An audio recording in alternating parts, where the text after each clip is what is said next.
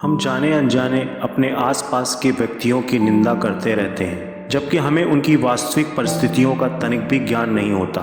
निंदा रस का स्वाद बहुत ही रुचिकर होता है, सो लगभग हर व्यक्ति इस स्वाद को लेने को आतुर रहता है। वास्तव में निंदा एक ऐसा मानवीय गुण है जो सभी व्यक्तियों में कुछ न कुछ मात्रा में अवश्य पाया जाता है। यदि हमें ज्ञान हो जाए कि पर निंदा का परिणाम कितना भयानक होता है, तो हम इस पाप से आसानी से बच सकते हैं। राजा पृथु एक दिन सुबह सुबह घोड़ों के तबेले में जा पहुंचे।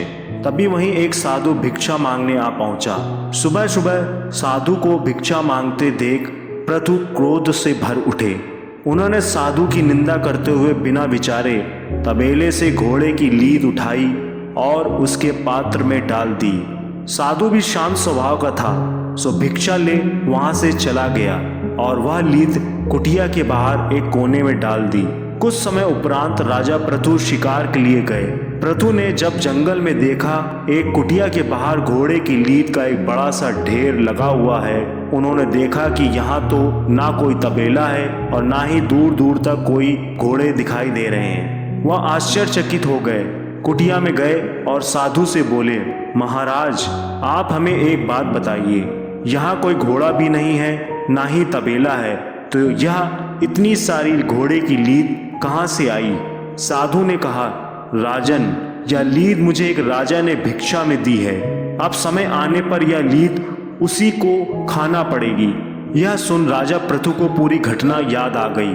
वे साधु के पैरों में गिर क्षमा मांगने लगे। उन्होंने साधु से प्रश्न किया, हमने तो थोड़ी सी लीद दी थी, पर यह तो बहुत अधिक हो गई। साधु ने कहा, हम किसी को जो भी देते हैं वह दिन प्रतिदिन प्रफुल्लित होता जाता है और समय आने पर हमारे पास लौट कर आ जाता है। यह उसी का परिणाम है। यह सुनकर पृथु की आंखों में आंसू भर आए। वे साधु से विनती कर बोले, महाराज मुझे क्षमा कर दीजिए, आइंदा मैं ऐसी गलती कभी नहीं करूंगा। कृपया कोई ऐसा उपाय बता दीजिए जिससे मैं अपने दुष्ट कर्मों का प्रायश्चित कर सकूं।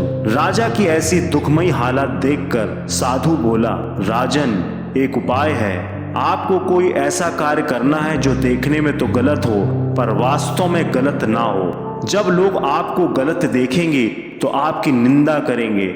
जितने ज्यादा लोग आपकी निंदा करेंगे आपका पाप उतना हल्का होता जाएगा।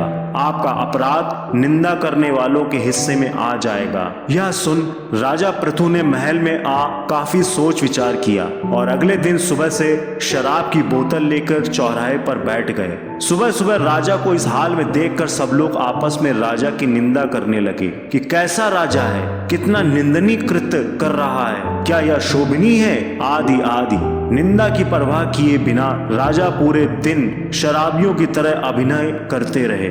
इस पूरे कृत्य के पश्चात जब राजा पृथु पुनः साधु के पास पहुंचे तो लीद का ढेर के स्थान पर एक मुट्ठी लीद देख आश्चर्य से बोले, महाराज ये कैसे हुआ? इतना बड़ा ढेर कहाँ गायब हो गया? साधु ने कहा, यह आपकी अनुचित निंदा के कारण हुआ है राजन। जिन जिन लोगों ने आपकी अनुचित निंदा की है आपका पाप उन सब में बराबर बराबर बट गया है। जब हम किसी की बेवजह निंदा करते हैं तो हमें उसके पाप का बोझ भी उठाना पड़ता है तथा हमें अपना किए गए कर्मों का फल तो भुगतना ही पड़ता है। अब चाहे हंस के भुगते या रोकर, हम जैसा देंगे वैसा ही लौट कर वापिस आएगा।